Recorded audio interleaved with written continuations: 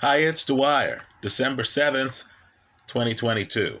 GamblersAdvisory.com, a free site. BettingAngle.us, a free site. Remember, the opinion you should follow should be your own.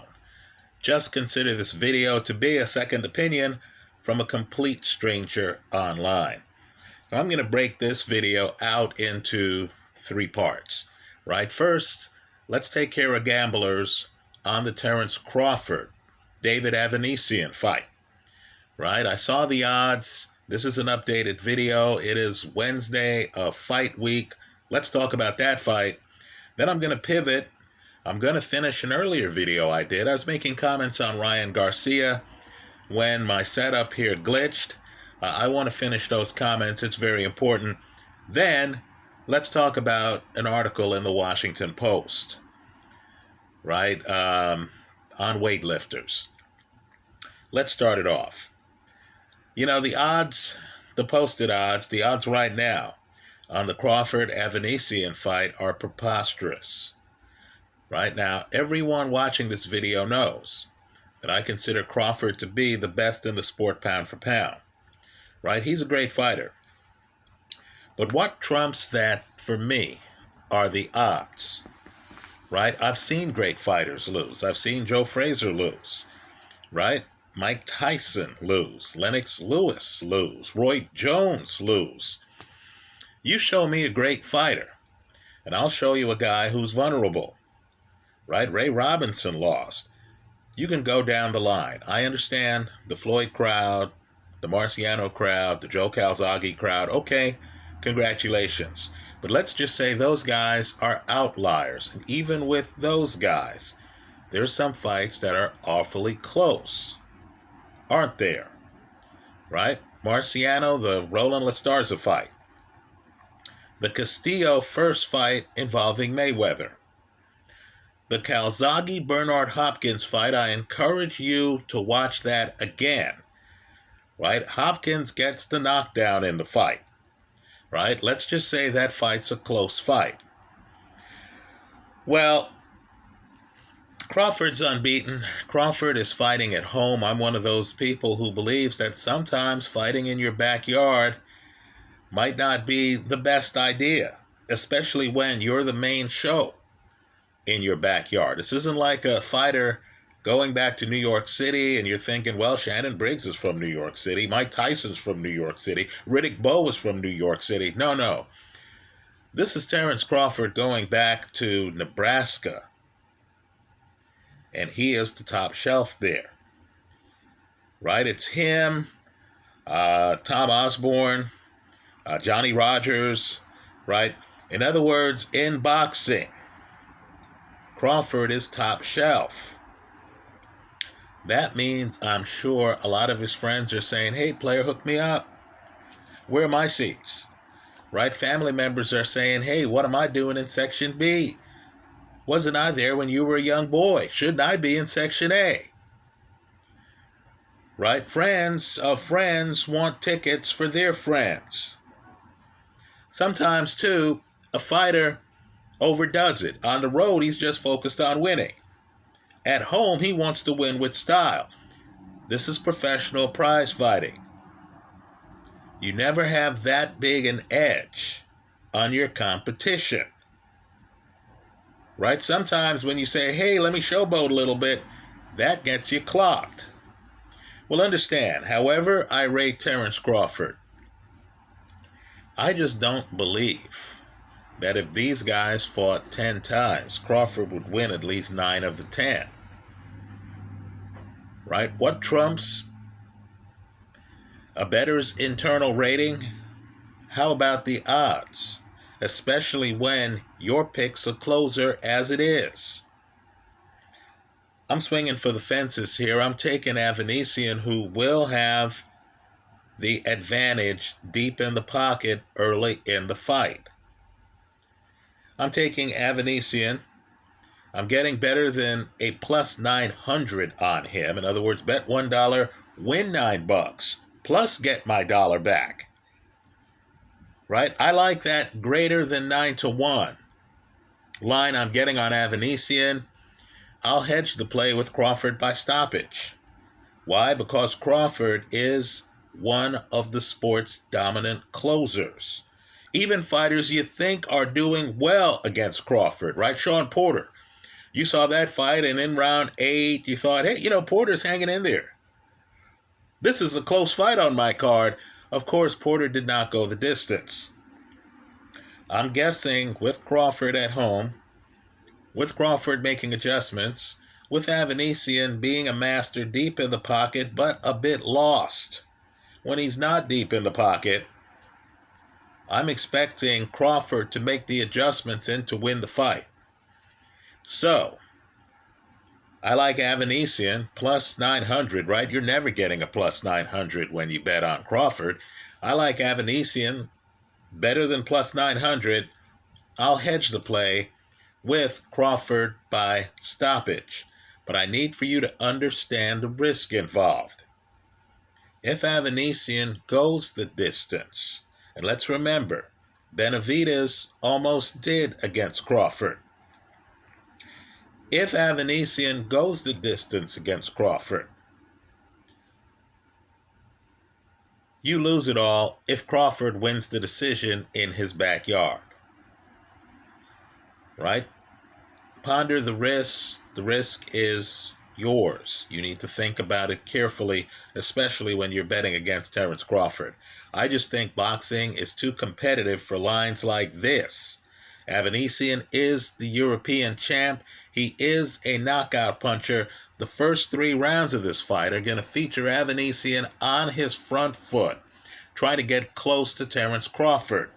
The burden's going to be on Crawford to discourage him. Crawford's going to have to show him something to get him off his front foot, away from the deep part of the pocket.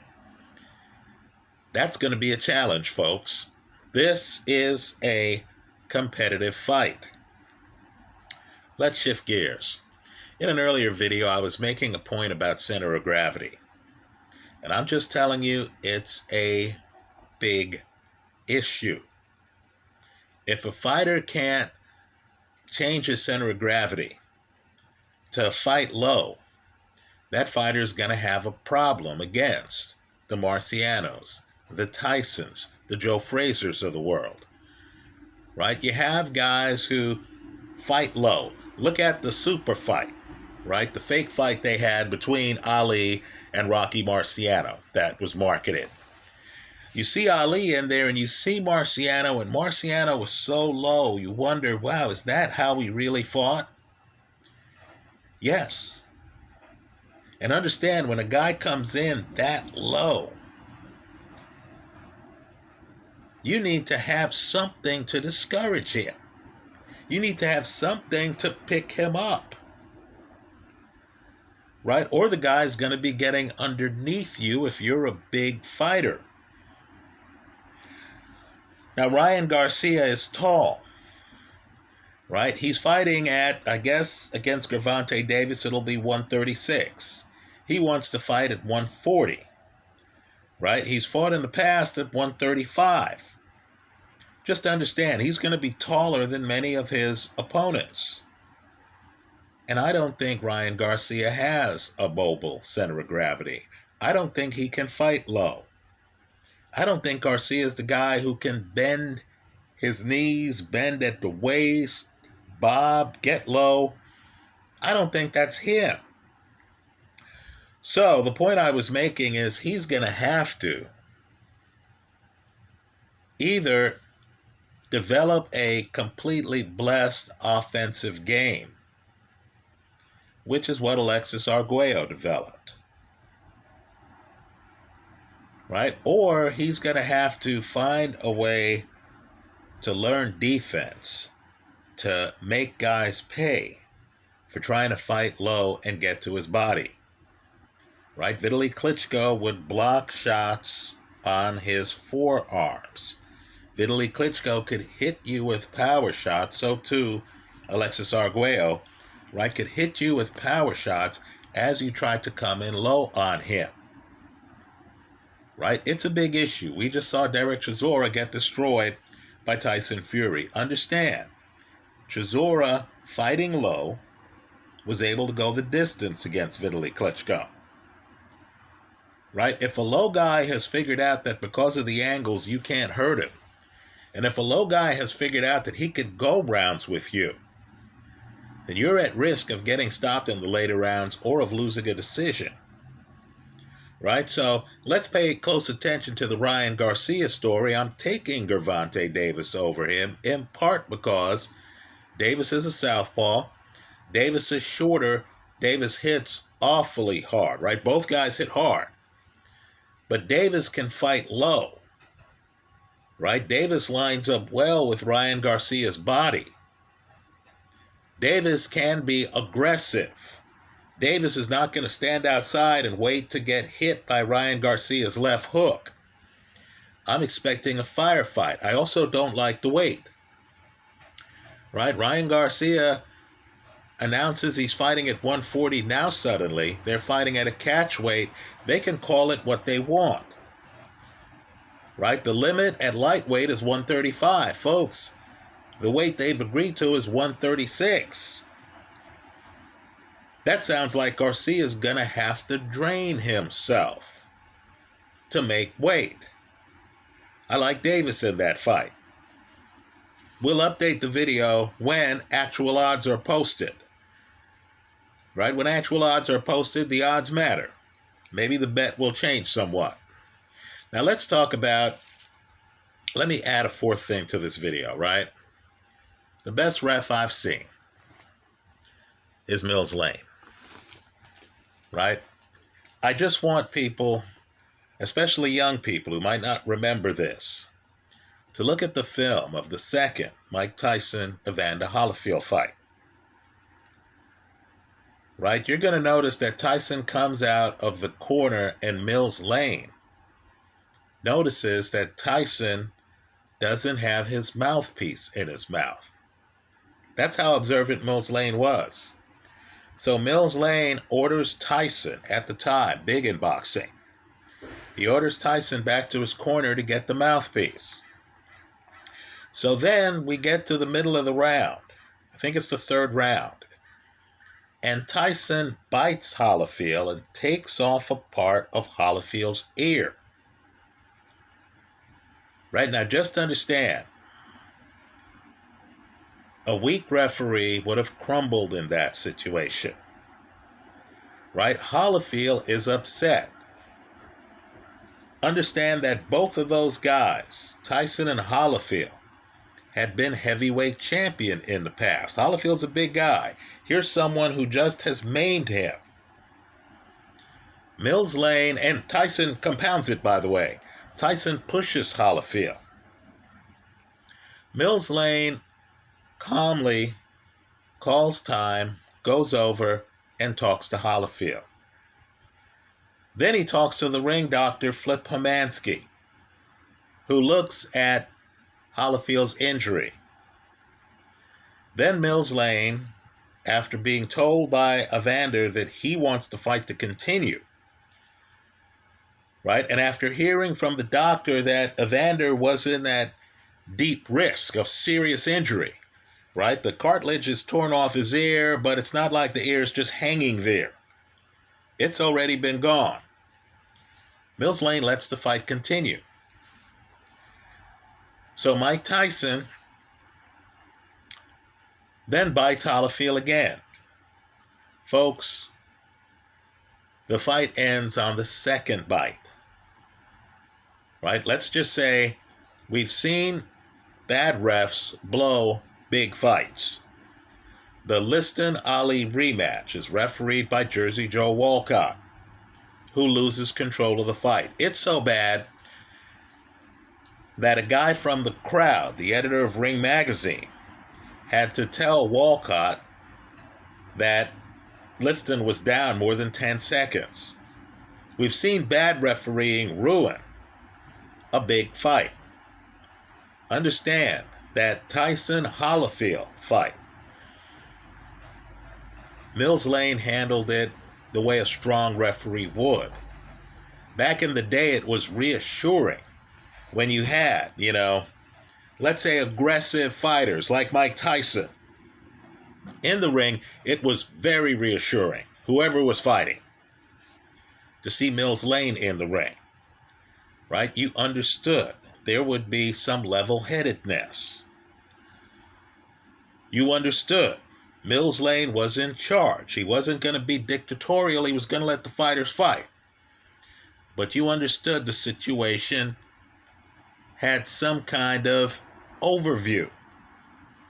Mills Lane recently died. Let's just say he's missed. As I've said here, in a big fight, and I have my list of refs I love. Kenny Bayless, you're on that list, right? But in a big fight, Harvey Dock, you're on that list. But in a big fight, if I had to pick one ref, it would be Mills Lane. Let's continue. Now, let's be honest about the era we live in. Right? I was watching The King of Tulsa the other day, and I saw Sylvester Stallone on the show, and he looks great. Right? He, is walking around and stuff, and you're looking at him, looks like he's been working out. You understand that he's been busted in the past for possession of performance-enhancing drugs. Yes, even actors are juicing from time to time. Right? But you see the benefits of it. This is the guy who was in Rocky in the mid-70s. And he's still acting in the show. He actually, has a woman he fools around with. She's at least 30 years younger than him. They actually talk about his age. She's shocked to learn that he's in his mid-70s. You see how PEDs can actually help your quality of life later in life, right? But understand, it's different when it comes to sports, right? It's one thing to take human growth hormone because you want to lose weight, because you want to look younger than you are, and you're an actor. Okay, fine, right? In today's Washington Post, and I say this as someone who understands that in boxing, you've had superstars busted for clenbuterol, and they try to tell you that it's tainted meat. You have a guy all signed up to fight for the heavyweight championship in New York City, right? Jarrell Miller. And of course, you find out he can't pass a drug test. You had a guy all signed up to fight in a second generation rivalry, right? His father, Nigel Benn, fought Chris Eubank. Here you had Conor Benn about to fight Chris Eubank Jr., right? Big money. And we come to find out he was juicing. Well, in today's Washington Post, and you should read this article in conjunction with looking up the videos here from former bodybuilders talking about health risks on YouTube. Right? This Washington Post article talks about bodybuilders, female bodybuilders predominantly. Talks about their coaches, right? The regimens that these coaches have these bodybuilders on. And let's just say these coaches haven't been closer to a med school than you or I, right? Many of these coaches don't have any medical degrees whatsoever, but yet they're prescribing things like clenbuterol, the diuretic, right? To drain water from your body so your muscles look that much more impressive at the contest. And of course, they are talking up individual steroids, right? Newfangled steroids, old-fangled steroids, and the bodybuilders, and they're, let's say, predominantly in their 30s and 40s, some in their 20s, end up having health problems. It costs some of them their lives, right? They're at acute risk in the lead up to these contests because they want to look as cut as possible, because they're taking diuretics so as big as their muscles look. Many of them are dehydrated. They're doing cardio sessions that are grueling to the point where, with all the added weight, they're ending up with heart problems. And I'm talking about heart problems in their 30s.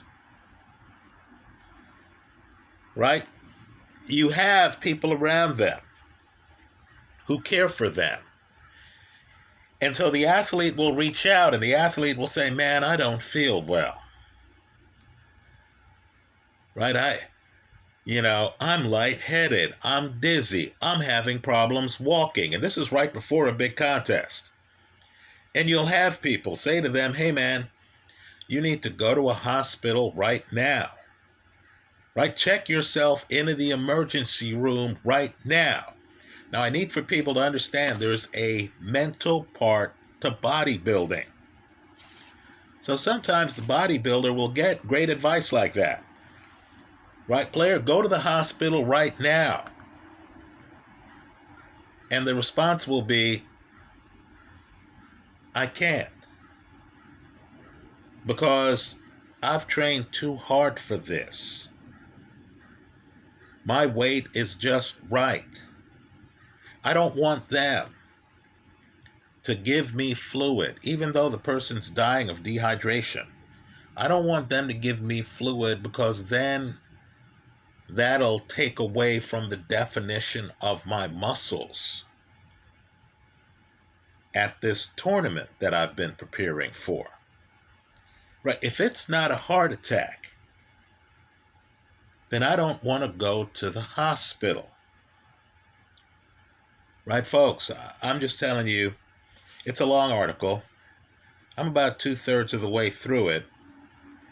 I had to stop reading it. It was too depressing. Because you and I understand, this is the one shot many of these athletes have, many of these bodybuilders have, to become famous. They view it as their one chance. And they are literally willing to risk their lives to have that opportunity. Now, it's terrible. It's terrible. I believe it's even worse in boxing.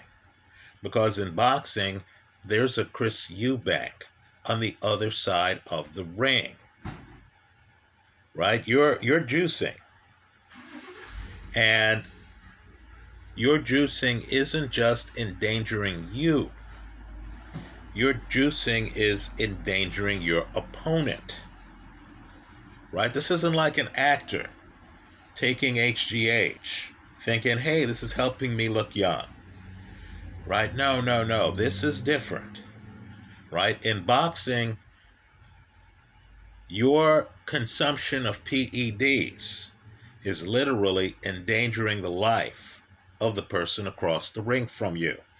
What makes the Washington Post piece even more jarring is they show you photos of the people they're talking about. Some of them are no longer with us. They show you texts from trainers to the athletes. And in the text, the trainer is describing a regimen, right, that includes drugs like clenbuterol. And you realize that this trainer doesn't have a medical degree. Right? In the Washington Post piece, they talk about finding the bodies. Right? These are people who die suddenly. You're taking a shower and suddenly that's where your body is found. And of course, in the room. Right? Things are so loose in the bodybuilding world that understand it's not hard to figure out what the athlete's been taking, because when they find the body, often all the drugs are in the room. And folks, they're copious. A lot of drugs. Different drugs for different things. Right? So I hope people understand in 2022, especially in the world of bodybuilding, these athletes are literally pushing themselves to the brink, in some cases past the brink, and are losing their lives. Right? In the boxing world, I'm just telling you, when you find out that a guy is about to fight for the heavyweight championship, and he's been juicing, you need to view that like busting a person who's drunk and driving on a given night. You and I know that person was probably drunk and driving on several other nights. Just didn't get busted then. Right? So, all I can say is Chris Eubank, who wanted his fight against Conor Benn to go forward, now realizes that Conor Benn apparently had failed a drug test earlier. Right? Outside of the drug test he failed right before his fight against Chris Eubank.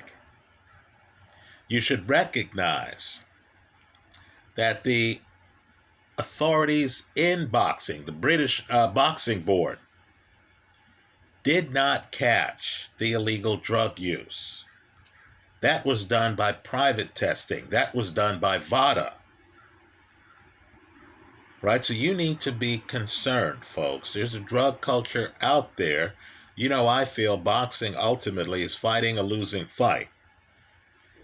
Because many of these boxers understand this game is their one way to a better life.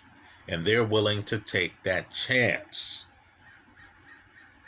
Anyway, I strongly recommend people pick up the Washington Post.